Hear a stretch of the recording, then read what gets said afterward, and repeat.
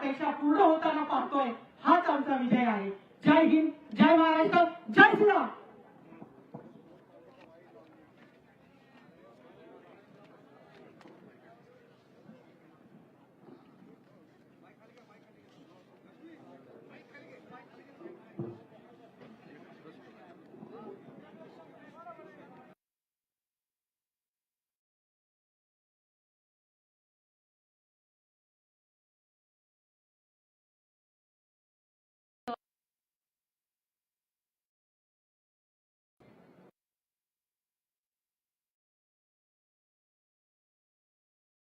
उपस्थित आपल्या राज्याचे मुख्यमंत्री आदरणीय श्री देवेंद्रजी फडणवीस साहेब, उपमुख्यमंत्री श्री एकनाथजी शिंदे साहेब,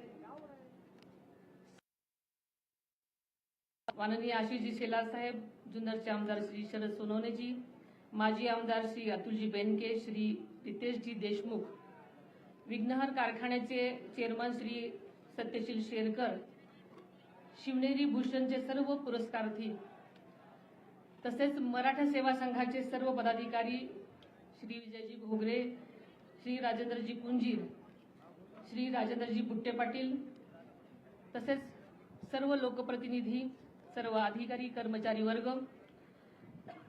सर्व शिवभक्त, शौर्यविषयक खेळ सादर करणारे सर्व विद्यार्थी, बालकलाकार, सर्व पत्रकार बंधू भगिनींनो, आज आपल्या सर्वांचं आराध्य दैवत युगपुरुष स्वराज्य संस्थापक श्री छत्रपती शिवाजी महाराजांच्या जयंतीनिमित्त या पवित्र शिवभूमीवर उपस्थित राहण्याचं भाग्य मला आज लाभलं. हा क्षण माझ्यासाठी अत्यंत महत्त्वाचा आणि अभिमानाचा आहे आणि तितकाच भावनिक सुद्धा. याच भूमीमध्ये स्वराज्याच्या तेजस्वी सूर्य जन्माला आला आणि अन्याय अत्याचाराविरुद्ध लढण्याची प्रेरणा संपूर्ण महाराष्ट्राला दिली. या पवित्र भूमीला वंदन करून छत्रपती शिवाजी महाराजांच्या चरणी मी नतमस्तक होते. आपल्याला माहिती आहे की शिवजयंती हा केवळ उत्सव नाही, तर स्वराज्य, स्वाभिमान आणि सुशासनाचा संकल्प दृढ करण्याचा दिवस आहे. स्वराज्य रक्षक छत्रपती संभाजी महाराज, स्वराज्य संकल्पकर शहाजीराजे भोसले आणि स्वराज्य राज्य जननी राजमाता जिजाऊ मासाहेब यांच्या संस्कारातून घडलेल्या या महान कार्याची आज आपण पुन्हा आठवण जागवत आहोत.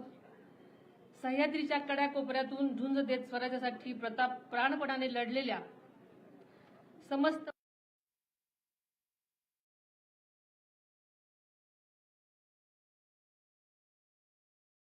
कष्टकरी शिवाजी महाराज असं साकडं आई शिवाजी देवीच्या चरणी घालते. यापूर्वी अनेक वेळा शिवछत्रपतींना वंदन करण्यासाठी या पवित्र शिवनेरी किल्ल्यावर येण्याचं भाग्य मला लाभलं होतं. मात्र आजचा दिवस माझ्यासाठी अत्यंत वेगळा आणि जबाबदारीची जाणीव करून देणार आहे. नुकतीच मी उपमुख्यमंत्री पदाची शपथ घेतली. ज्या कठीण प्रसंग डोळ्यासमोर जिजाऊ मासाहेब उभ्या होत्या.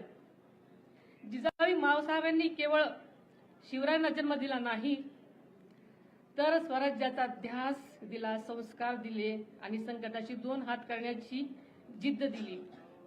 तीच तुमची आमची प्रेरणा आहे, तोच आपला आधार आहे. या जन्मभूमीमध्ये ठेवलेल्या खरं तर माझ्यावर या क्षणी काटा अंगावर आलेला आहे. छत्रपती शिवरायांनी मावळ्यांना दिलेली स्वराज्याची शपथ आठवली. आपण सर्वजण शिवछत्रपती यांची मावळे आहोत, हीच भावना या क्षणी माझ्या मनात आहे. ज्या विचारांवरती आदरणीय दादांनी आयुष्यभर वाटचाल केली, तोच शिवशाहू फुले आंबेडकरांच्या विचारांचा वारसा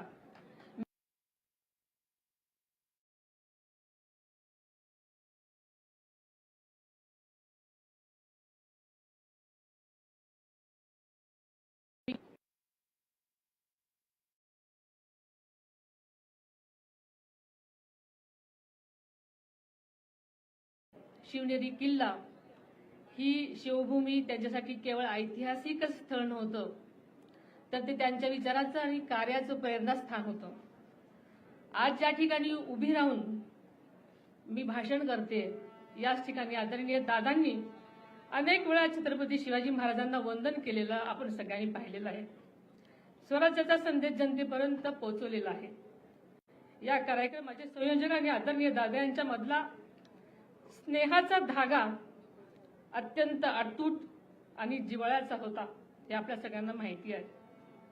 तोच स्नेह, तीच परंपरा आणि तो विचार आपण सर्वांनी मिळून यापुढेही तितक्याच ताकदीने आणि निष्ठेने जपायचा आहे.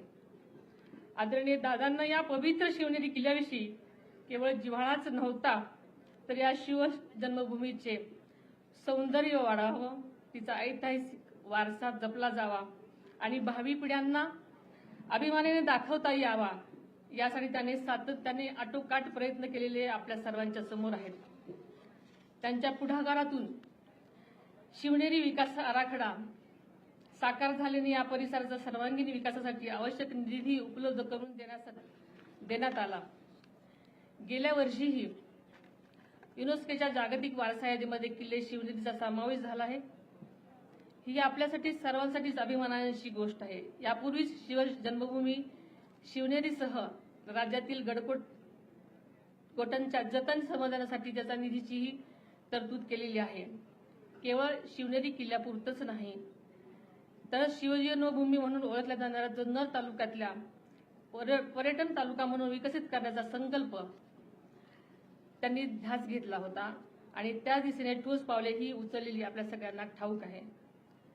गेल्या अर्थसंकल्पातही आदरणीय दादांनी आपल्या स्वाभिमानाचा आणि इतिहासाच्या अभिमानाचा जागर उंचवणारे काही ऐतिहासिक संकल्प जाहीर केलेले होते. त्यामध्ये आग्रा येथे छत्रपती शिवाजी महाराजांचा पराक्रमाची साक्ष देणारे शिवस्मारक उभारण्याचा निर्धार त्यांनी केला. पानिपत येथे मराठा शौर्य स्मारक तसेच संगमेश्वर येथील छत्रपती शिवाजी महाराजांच्या स्मारकाचाही समावेश आहे. त्याचबरोबर किल्ले रायगड विकास आराखडा व स्वराज्य रक्षक छत्रपती संभाजी महाराजांचे बलिदान स्थळ तुळापूर आणि समाधी स्थळ ओढूबुद्रुक येथे स्मारकाचे काम अत्यंत वेगानं सुद्धा सुरू झालेलं आहे. या सर्व कामावर आदरणीय दादांची जातीनं लक्ष देत असत आणि ही सर्व कामं प्रगतीपथावर आहेत. आणि या प्रत्येक स्मारकातून भावी पिढ्यांना प्रेरणा, स्वाभिमान आणि राष्ट्रनिष्ठेचा संदेश मिळत राहणार आहे. आज या संकल्पाची पूर्ती करण्याची जबाबदारी आपण सर्वांनी स्वीकारायची आहे. आपल्या महायुती सरकारच्या माध्यमातून राज्याचे लोकप्रिय मुख्यमंत्री आदरणीय देवेंद्रजी फडणवीस साहेब आणि उपमुख्यमंत्री आदरणीय एकनाथजी शिंदे साहेब यांच्या साथीने हा विकासाचा प्रवाह अधिक वेगाने पुढे नेण्याचा आमचा निर्धार आहे. छत्रपती शिवाजी महाराजांनी स्वराज्यातील प्रत्येक घटकाची काळजी घेण्याची शिकवण आपल्याला सर्वांना दिलेली आहे.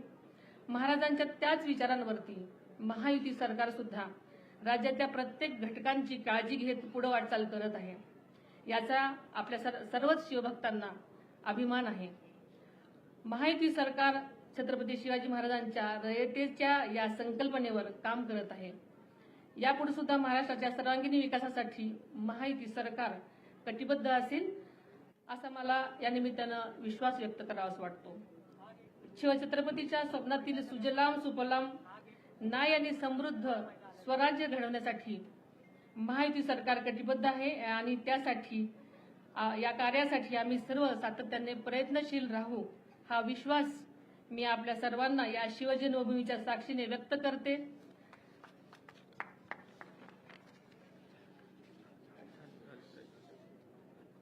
आणि इथंच थांबते.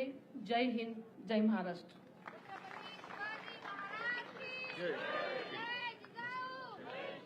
धन्यवाद.